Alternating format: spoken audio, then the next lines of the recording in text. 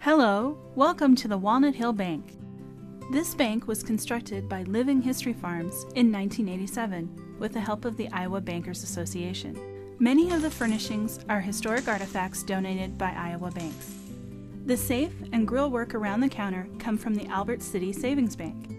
The tall clock on the right-hand wall comes from a bank in Fairbank, Iowa. Even though this bank was built new, its style is very typical for a small town in the 1870s. It is prominently located at the corner of the two main streets and has some of the nicest furnishings of any store in our town of Walnut Hill. The walnut coffered ceiling, richly patterned wallpaper, and wainscoting are all meant to give bank customers a feeling of financial security. Walnut Hills Bank would be independently owned by a wealthy local businessman. The portrait on the left-hand wall represents the bank president. The president's desk at the back of the room is where patrons would come to apply for loans. Local farmers could request short-term loans for machinery or cattle purchases, but they might also want longer-term loans for land. Any loan failures had to be absorbed by the bank president and his local investors. This kept loan rates high. Customers commonly could expect to pay 10% interest.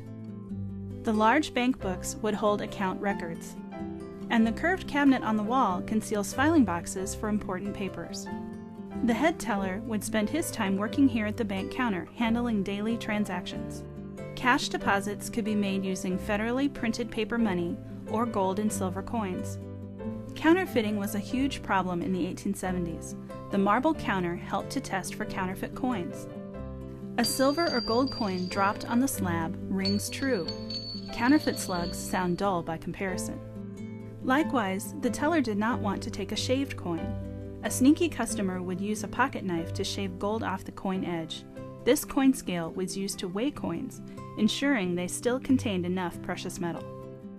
Banks were not insured in the 1870s, and many people did not use them for personal accounts. Out of a town of 750 people, maybe a quarter of that number would have a savings account. Checking accounts were available, but unlike today, checks were taxed, needing a 2-cent stamp before being cashed. The teller would use this long-handled machine to punch the date into each canceled check. The Walnut Hill Bank would have reserves of around $50,000, up to as much as $100,000. There would not usually be more than $25,000 in the safe at any one time. The bank might eventually install a wall vault, but to start out with, a floor safe was often big enough. This particular safe weighs 3,800 pounds and is quite up to date for 1875, sporting a timed combination lock system. Combination locks were patented in the 1860s, and the first time lock patent came in 1873. Thank you for visiting the bank. Enjoy your time at Living History Farms.